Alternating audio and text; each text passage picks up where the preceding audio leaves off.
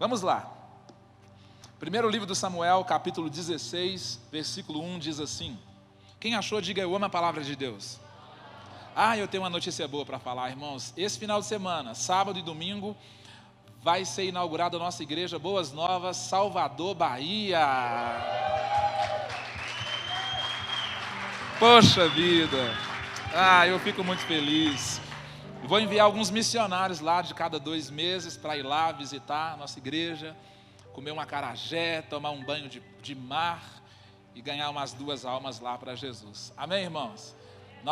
A nossa igreja lá vai crescer de uma forma tão rápida e exponencial que antes de abrir, nós temos células funcionando já há algum tempo e nós já temos perto de 50 e poucos membros lá, só esperando. E sábado agora vai ser o culto inaugural e vai ser uma coisa incrível. Domingo vai ter outro culto lá na região de Itapuã, lá em Salvador, na Bahia. E Deus é bom demais. Amém? Amém, irmãos? Fala para o seu vizinho assim, tem dinheiro seu financiando isso. É porque às vezes o irmão, ele é muquirana, ele não sabe para onde que vai, né?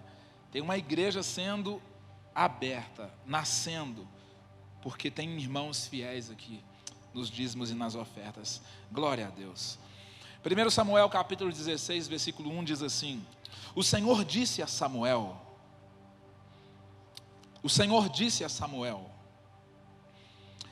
Pense que seja com você aqui essa noite. O Senhor disse a Samuel, mas pode ser a Paulo, pode ser a Humberto, pode ser a Carlos, pode ser a Antônio, pode ser a Maria. É o Senhor dizendo, e quando o Senhor fala, a gente tem que prestar atenção. O texto diz assim, o Senhor disse a Samuel, até quando você irá se entristecer por causa de Saul? Eu o rejeitei como rei de Israel, encha um chifre com óleo e vá a Belém. Eu enviarei a Jessé, escolhi um dos seus filhos para ser rei. Agora conecte-se comigo na primeira declaração de Deus, porque ele disse, até quando? Até quando? Até quando? Diga comigo, até quando? Esse é meu tema de hoje à noite. Até quando? Porque um dos maus do século chama-se procrastinação. Talvez você não conheça essa palavra, mas é uma palavra que não é muito ouvida, mas ela é muito vivida. Procrastinar é um dos maiores pecados lícitos que você possa imaginar que existe na terra. Existem pecados que nós chamamos de pecados lícitos, que as pessoas pensam que não é pecado, mas é pecado. Por exemplo, trabalhar demais é pecado. Tem alguns pecados que você tem na sua cabeça que são lícitos, mas eles não convêm. Não é assim que a Bíblia fala? Tudo é lícito, mas nem tudo convém. Porque se te faz mal, é pecado. Se compromete o propósito de Deus, o propósito, ok? O propósito de Deus para a sua vida se transforma num pecado. E é crítico, irmãos, no meio do ano, nós abordarmos este assunto, porque algumas pessoas, elas estão procrastinando desde dia 31 de dezembro de 2020. Algumas pessoas ainda estão usando o Covid-19, nós já estamos em 2021. Já mudou até de nome várias vezes, a cepa já mudou de nome e você ainda usa as mesmas desculpas para justificar velhas atitudes. E eu te pergunto, até quando? Até quando? O que é procrastinar? Procrastinar é decidir não decidir. Procrastinar é tomar a decisão de não tomar uma decisão. E muitas pessoas aqui essa noite, você precisa de tomar uma decisão, porque se você não toma uma decisão, alguém toma uma decisão por você.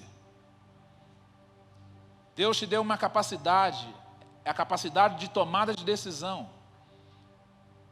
Deus está esperando você fazer algumas coisas, porque eu costumo dizer, e fiz uma série sobre isso, sobre perguntas poderosas. Deus vem fazendo perguntas desde o livro de Gênesis. Desde o livro de Gênesis até o livro de Apocalipse, Deus vem fazendo perguntas, e nós usamos o nosso tempo perguntando a Deus coisas. Quando Deus perguntou coisas a você, e Deus não responde perguntas, Deus responde respostas, e Ele está esperando uma resposta sua para Ele corresponder, e muitas vezes o seu milagre está bloqueado, atrasado, retardado, porque você está bloqueado, atrasado e retardado. Retardado é quem chega atrasado, retarda, a pessoa que chega de novo tardio. Isso é procrastinação. O vulgo popular é empurrar com a barriga, é deixar para amanhã aquilo que você devia ter feito ontem. E o preguiçoso disse um dia assim: nunca faça amanhã aquilo que você pode fazer depois de amanhã, quando era para você ter feito ontem. E nós temos essa desculpa de que amanhã você não sabe como vai ser, amanhã você não sabe se vai estar vivo ou morto, amanhã você não sabe como vai estar o mercado, amanhã você não sabe se você vai estar aqui em Belo Horizonte, amanhã você não sabe como as coisas vão estar, e muitas decisões que nós deveríamos tomar hoje, nós estamos empurrando com a barriga, dando desculpas, muitas vezes por preguiça mesmo, muitas vezes a gente faz isso por preguiça, muitas vezes por incredulidade, aí você deixa de tomar algumas decisões que você tem que tomar agora, e você decide não decidir, porque você sabe que isso vai te comprometer de alguma forma, isso vai te custar alguma coisa, isso vai fazer você mudar de comportamentos e atitudes, e desconectar de pessoas e conectar de outras pessoas, e isso vai fazendo com que sua vida se torne resultado das suas não decisões. E tem gente reclamando, porque eles culpam outras pessoas das decisões que eles não tomaram por elas mesmas. Quantos estão comigo, falam amém? Até quando? Essa que é a pergunta de Deus. Até quando você vai ficar nesse lero-lero? Até quando você vai viver essa vida cristã meia boca? Até quando você vai ficar visitando igrejas e frequentando cultos?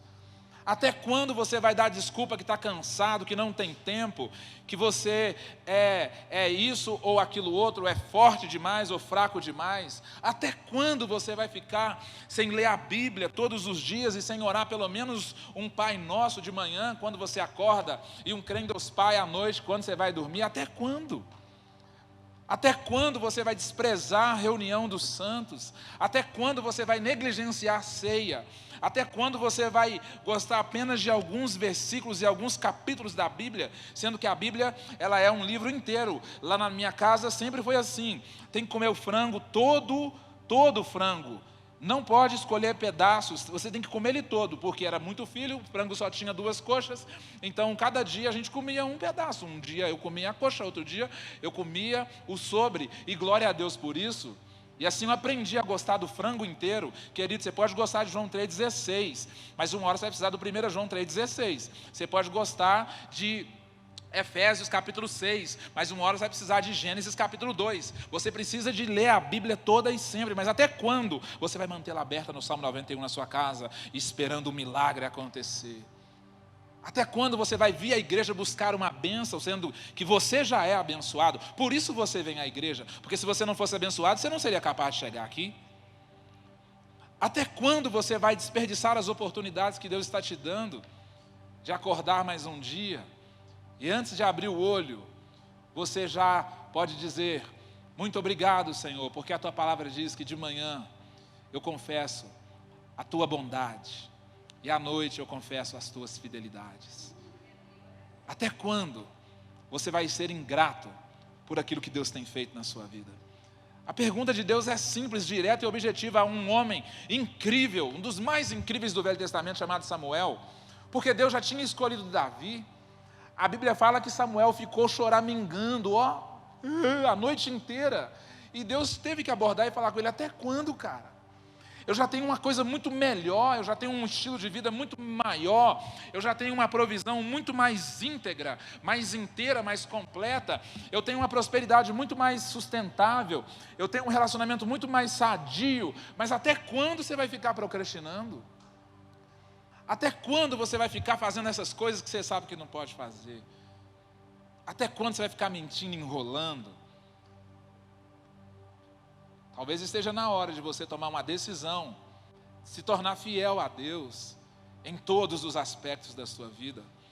Porque Deus vai te cobrar 3 coisas. Deus vai te cobrar o recurso do tempo. Eclesiastes 3 diz que tem tempo para tudo. Se tempo fosse dinheiro, a maioria aqui tinha nascido morto. E rico viveria eternamente. Se tempo fosse remédio, venderia na farmácia, irmão. Amém ou não? Tem outra coisa que eles falam que tempo é, o que é? Eu não sei. Eu sei que você não pode usar o tempo como desculpa. Para de usar o tempo como desculpa, porque Deus te deu tempo para você cumprir um propósito. E muitas vezes esse propósito está procrastinado, está atrasado, está no meio do ano. Já era para você ter começado há muito tempo a academia, era para você ter começado há muito tempo a dieta. O aparelho mais difícil da academia é a porta da entrada. Essa é é a maçaneta. Esse que é o mais difícil, Leine. Porque depois que você passa esse, você passa qualquer um. Mas a gente fica começando dieta toda segunda, irmão, porque toda semana tem segunda. Mas uma hora você não vai ter segunda mais. Até quando? Até quando? Tem decisões que comprometem só a sua vida, mas tem decisões que comprometem a vida de muita gente que está à sua volta. Até quando você vai ficar nessa daí?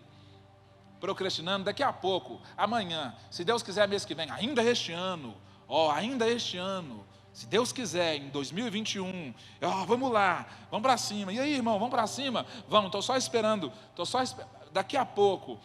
E o tempo está passando. E nós já estamos caminhando para o final do ano. Eu quero te dar algumas dicas, porque você precisa de avaliar a urgência da decisão. Conecte-se comigo. Eu poderia falar aqui de muitos e muitos meios que você pode procrastinar.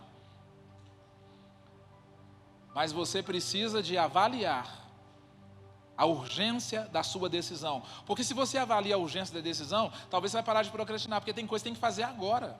Tem coisa que é urgente. É urgente. Se você não faz com urgência, você vai ter que fazer com emergência. Presta atenção nisso. Se você não faz no tempo, você vai ter que ir para a urgência. Se você não faz com a urgência, você vai ter que fazer na emergência. E a emergência é a pior porta que você possa entrar. A pior porta é a porta da emergência, irmão. Urgência é uma coisa, importante é melhor ainda. Agora, emergência é terrível, porque já não tem muito jeito mais. Já era. O importante é manter o importante sempre como importante. E muitas vezes nós vamos procrastinando. A gente vai empurrando com a barriga. Não, vou me comprometer semana que vem. Não, amanhã, domingo que vem. Qual que é a urgência? A Bíblia fala de um homem chamado Ló, que ele tinha uma esposa e 2 filhas lindas. Ele se afastou de Abraão, seu tio, e foi se aproximando às campinas de Sodoma e Gomorra. E ele se estabeleceu lá. E a Bíblia fala que o tio dele intercedeu por ele, porque Deus avisou que ia acabar com aquela região. Eram 10 cidades que ia acabar, sumir do mapa. E Deus falou assim: Pai, grandioso e eterno Deus, tira meu sobrinho de lá, por favor. Aí Deus falou assim: tá bom. Aí Deus mandou 2 anjos. Os anjos chegaram lá e falaram assim: Ló, vaza, vai embora, vaza daqui, porque vai acabar tudo. E a Bíblia fala, irmãos, que o anjo teve que falar para ele assim: apressa-te, anda rápido, rapaz, anda logo, você está demorando demais. E infelizmente, ele ficou negociando com o anjo, dizendo assim: porque tem uma cidadezinha aqui próxima que eu gostei muito, que eu fui visitar lá, e assim, é na região, sabe, seu anjo, pode ir para lá? Por fim, o anjo falou: vai para onde você quiser, mas sai daqui. E essa procrastinação, oriunda de um pai, fez com que sua esposa virasse numa estátua de sal, porque ela procrastinou tanto que ela seguiu o anjo apenas com os pés e não com o coração. Porque a decisão é aqui dentro, irmãos. Não é aqui dentro, não é aqui, a decisão é aqui. Não adianta você seguir o anjo com os pés, você tem que seguir o anjo com o coração. A decisão você toma é aqui dentro, de perdoar logo, de pedir perdão logo. Não adianta você ir até a pessoa se você não decidiu aqui dentro. Não adianta você vir num apelo se você não tomou uma decisão no seu coração.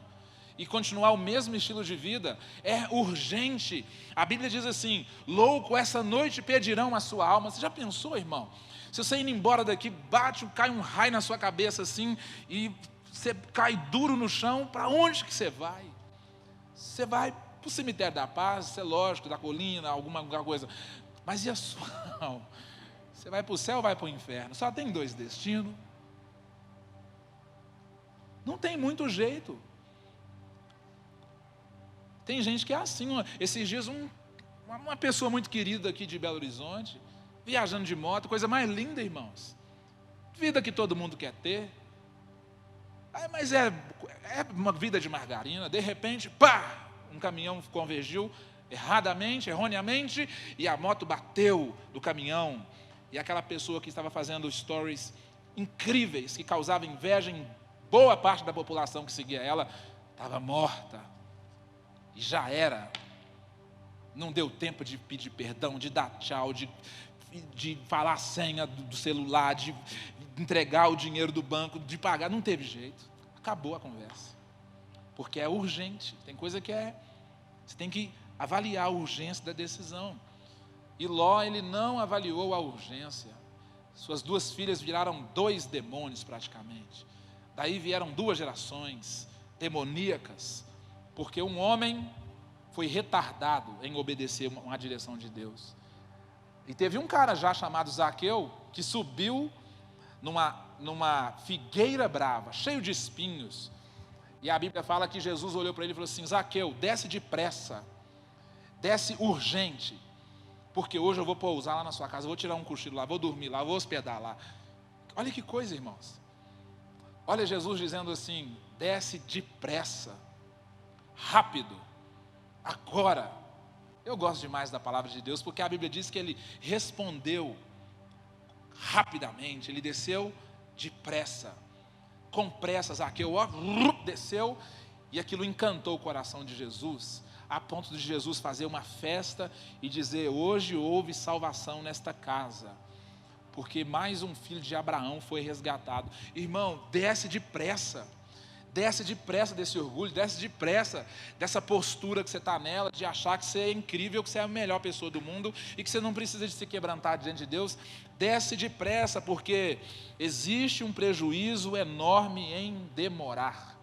Não demore, não seja retardado. É uma palavra talvez um pouco desconfortável para uma quarta noite, mas Deus quer que você tenha uma quinta-feira maravilhosa, e você já está tomando decisões poderosas aqui, porque tem coisa que é urgente, irmão. Tem coisa que, se você não for lá no médico agendar, eu digo sempre, SUS é ótimo quando você não está precisando de urgência e emergência. Você consegue tudo no SUS, é só você ir lá agendar. Daqui a 10 anos sai, mas vai sair.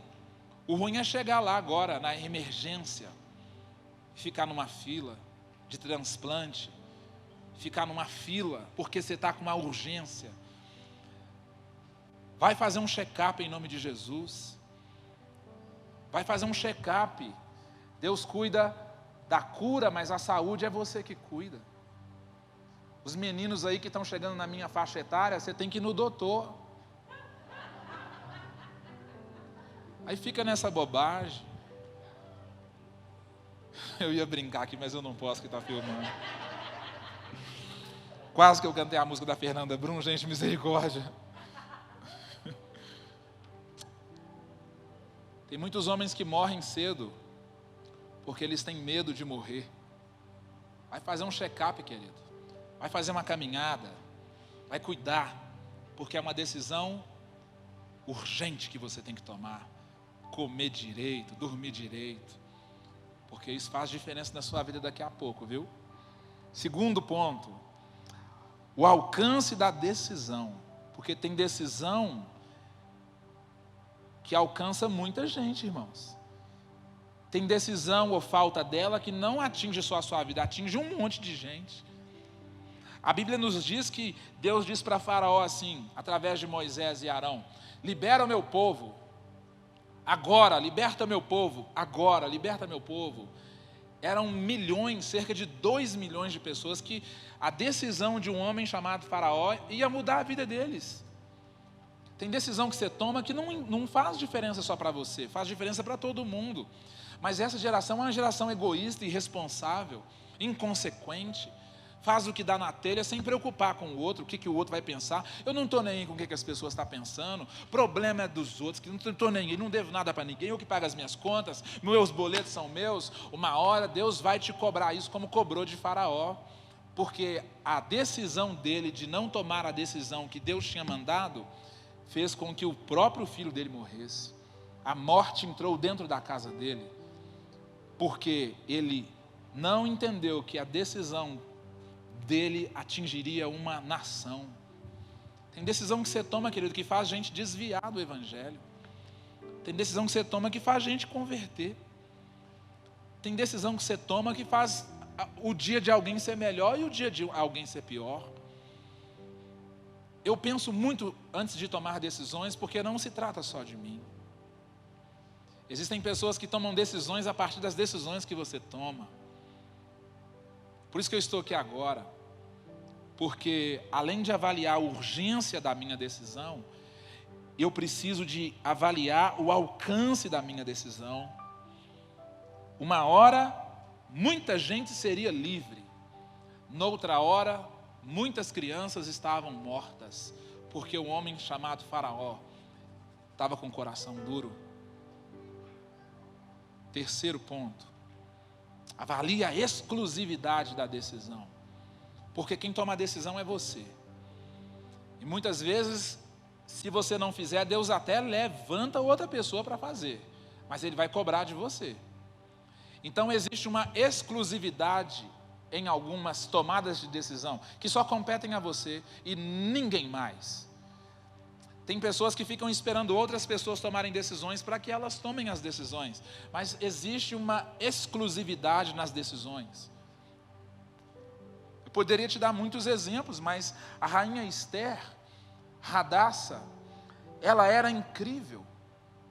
E ela, por morar dentro do palácio, soube que um homem estava planejando matar todo o povo de Deus, todo o seu povo. E ela foi se aconselhar com o seu tio. E o tio dela disse alguma coisa do tipo: você acha que você, por morar dentro do palácio, vai ser excluída desta matança?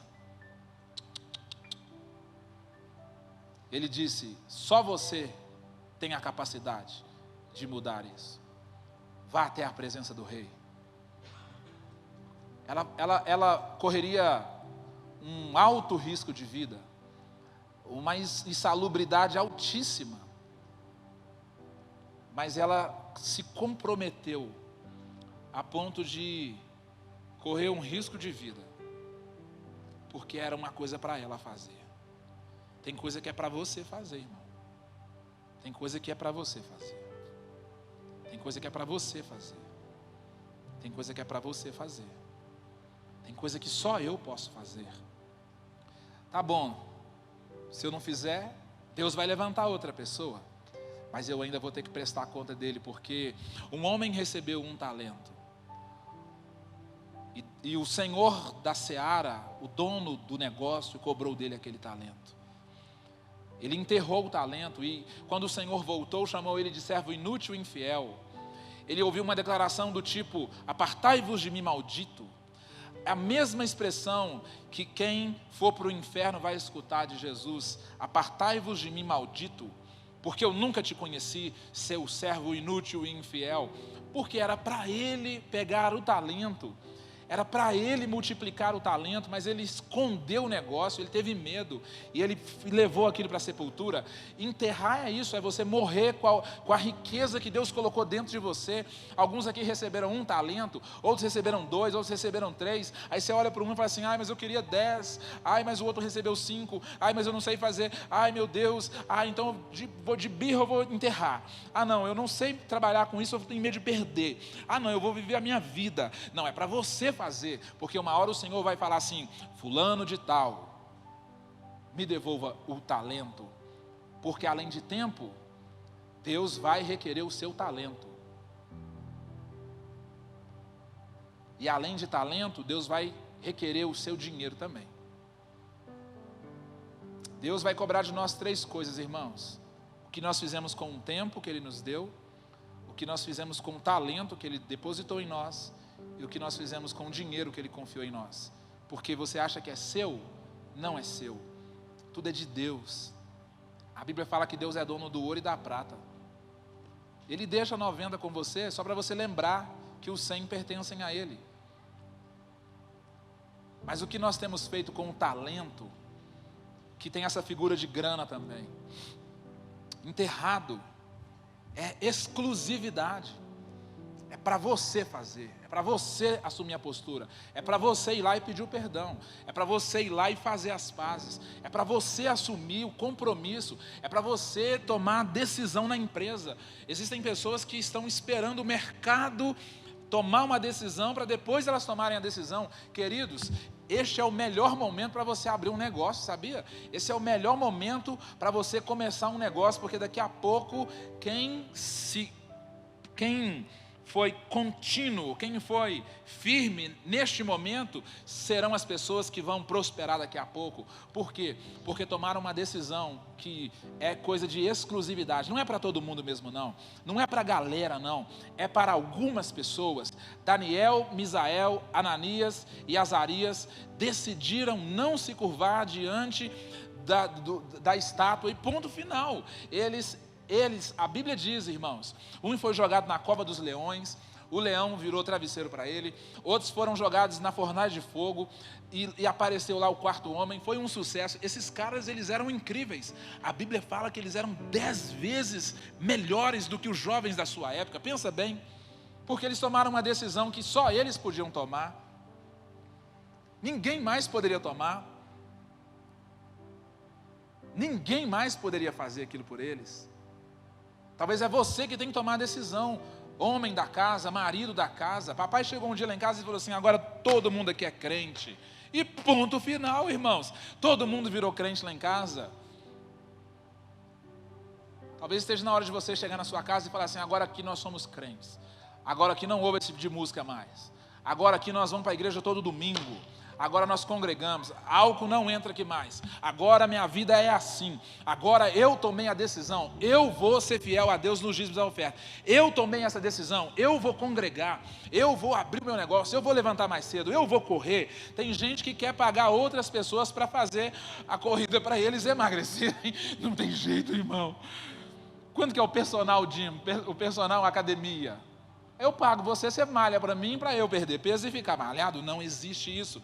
É você que tem que fazer, é você que tem que orar. Eu sonho com uma época, irmãos, que nós vamos parar de pedir oração. Nós seremos resposta de oração. Eu creio nesse momento, irmãos, porque pedir oração é uma coisa, ser resposta de oração é outra coisa. Está na hora de você que está me ouvindo aqui, está na hora de você ser resposta de oração na vida de alguém, porque algumas coisas só você pode fazer, só você pode abençoar aquele vizinho, só você consegue trazer aquela pessoa na igreja ou na célula. Então, avalie a exclusividade, porque só a rainha Esther podia entrar na câmara do rei e correr o risco de ser morta. Mas a Bíblia diz que ela decretou um jejum, e todo o povo de Deus jejuou junto com ela. E ela salvou toda a nação, uma mulher. Você que é mulher aí, acha que ser empoderada é ser independente, é ter seu próprio dinheiro, é não prestar conta para ninguém, nem para o seu marido. Empoderada é igual Esther, que tomou uma decisão não só em respeito dela, mas em respeito a uma nação toda, porque ouviu uma direção de Deus. Amém ou não, irmãos? Amém, meninas? Considere o impacto da sua decisão, porque além de exclusividade tem um impacto. Esse impacto, ele é social muitas vezes, ele é global. Eu fico tão feliz, irmãos, nós estamos a cada semana abrindo células novas, e a cada líder que se levanta, a cada pessoa que se compromete, eu acho tão bonito, porque isso impacta vidas, isso impacta impacta pessoas que um pastor, 2, 3, 5 nunca conseguiriam fazer. Pessoas abrem a casa, abrem um coração, abrem um bolso, abrem a agenda para uma vez por semana compartilhar a palavra. Eu acho tão bonito isso, porque as suas decisões geram impactos locais, globais, muito mais do que pessoais. A Bíblia conta a história de 4 leprosos que viviam às margens de Samaria. Olha que história legal. Os homens eram leprosos, e leproso naquela época não podia nem passar perto do portão da cidade. E Samaria estava sitiada. Eles estavam passando fome, que as mães estavam vendendo seus filhos a troco de comida. Pensa uma mãe vender uma criança a troco de comida. E a Bíblia conta a história que eles estavam sitiados, com medo, e ninguém dando ideia para os 4 leprosos lá fora. Os leprosos um dia, de noite, saem para passear. Não tem nada a perder mesmo, nós estamos leprosos. Não vai dar nada para nós não. Morrer vai ser lucro. Aí eles chegaram perto dos acampamentos e viram que não tinha ninguém lá do exército inimigo mais. Deus tinha mandado um barulho, o exército inimigo fugiu. E sobraram lá riquezas, comidas, bebidas, cavalos, mulas, dinheiro, roupa, tudo que você pensar de prosperidade, o povo largou para trás e fugiram. Só que ninguém dentro da cidade sabia. Aí os 4 leprosos fizeram uma mesa e falaram assim: vamos comer, graças a Deus. E eles começaram a encher a barriguinha, talvez colocaram um anel de ouro. O outro falou assim: nó, mas que jaqueta bacana de couro que ficou para trás. O outro: nó, que um iPhone 12. O nó, velho, doido demais. E eles endoidaram a cabeça. E aquela loucura toda, aqueles carrões lá que o povo largou. E um deles falou assim: peraí, gente, nós estamos fazendo errado. A gente não pode desfrutar disso aqui sozinho, não. Olha só, um leproso disse assim: se nós amanhecermos aqui, nós seremos culpados. Porque enquanto nós estamos enchendo a barriga aqui, existem milhares de pessoas morrendo de fome lá dentro. E eles correram para as portas da cidade e começaram a gritar: eles fugiram, está tudo liberado. Já pode sair, tem vacina para todo mundo. Pode sair, tirem as máscaras, está tudo, já há salvação em Jesus Cristo. Eles começaram a anunciar as boas novas. A Bíblia diz que eles tomaram a decisão de anunciar as boas notícias. Quais boas notícias eram aquelas? Que os sírios tinham fugido e que eles tinham largado a riqueza toda lá. Irmãos, tem alguém esperando você tomar a decisão, porque essa pessoa está passando fome enquanto você está alimentando, enquanto você enche sua barriga aqui de uma boa palavra, de um bom louvor, de uma boa adoração, de uma boa intercessão, de um bom cuidado, enquanto você tem um bom emprego, um bom salário, enquanto você anda num bom carro. Existem pessoas exatamente agora deprimidas, sem grana, passando fome, sem um gás em casa, sem uma cesta básica, sem uma mensagem de esperança, sem a mensagem do evangelho de boas notícias. Mas 4 leprosos fizeram o que muita gente saudável não tem coragem de fazer, que é considerar o impacto da sua decisão. Porque eles pensaram assim: aqui somos 4, lá são 400 ou 4.000 ou 4 milhões. Vamos salvar esse povo. Para de procrastinar. Para de procrastinar.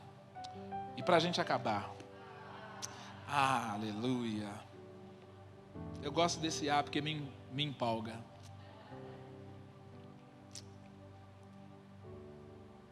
Depois de você avaliar a urgência da decisão, espera virar emergência não. Depois de você avaliar o alcance da decisão, depois de você avaliar a exclusividade da decisão, depois de você considerar o impacto dela, você precisa de avaliar o caráter dela. Eu vou terminar falando sobre exatamente isso. Avalie o caráter da decisão não tomada, ou da decisão de não tomar decisão. Como assim, pastor? Por que você não decidiu ainda? Ou por que você não fez? Por que você procrastina? Algumas pessoas é só por rebeldia. Rebelião, a Bíblia diz que é como um pecado de feitiçaria, sabia? Rebeldia Tem gente que não decidiu só porque é rebelde. Eu sou rebelde, ponto final. A Bíblia fala que você não é mais filho da desobediência, mas tem gente que não faz por desobediência. Deus já falou, Deus já disse, o moço já pregou lá na frente, você já viu uma notícia na televisão, o seu médico já te ligou, a dona do SUS já bateu na sua casa, já saiu a consulta, seu médico já falou, cara, se você não parar de comer esse toicinho, você vai morrer. Rapaz, eu estou te avisando, mas você é teimoso, você é teimosa, você é desobediente, eu sou orgulhoso. Não vou fazer. Esse é o caráter. Esta é a razão da procrastinação de muitos hoje em dia que são extremamente orgulhosos, como uma geração que Salomão disse que ela seria pura aos seus próprios olhos, onde a estética, isso já eu falando, virou a ética destas pessoas, porque enquanto você é bonito por fora, as pessoas nem estão muito preocupadas de como você é por dentro. Mas a Bíblia diz que Deus sonda o coração. O homem vê o exterior, mas o Senhor sonda o coração. Essa geração que anda assim, muitas vezes porque o Botox faz isso, sabia?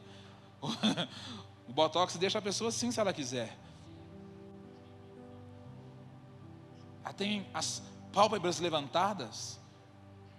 A Bíblia fala que ela tem dentes como facas e afiadas. Ela come tudo que vê pela frente. Essa geração não bendiz o seu pai e fala mal da sua mãe. É a geração mais rebelde, mais egoísta, mais ignorante, mais mimizenta. Porque o caráter da procrastinação delas é esse, mimimi. Não vou, por quê?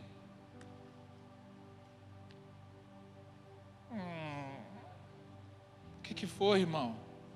Aí você pega o bico, arreda o bico da pessoa, arreda o bigode, tira o bico e fala, oh meu Deus. Porque tem gente que é assim, irmão. Adultos infantilizados. Já era para você ser mestre uma hora dessa, há 300 anos na igreja. Depois de tantas mensagens, depois de tanta instrução da sua avó, da sua tia, do seu vizinho, do Papa Francisco, Bento XVI, você ainda está do mesmo jeito. Com as mesmas coisas, com as mesmas chatices, com as mesmas justificativas. Saí da igreja por causa disso, não congrego mais por causa disso. Ai meu Deus do céu, para com isso, querido. Você precisa de avaliar o caráter da sua procrastinação, porque isso pode te levar para o inferno.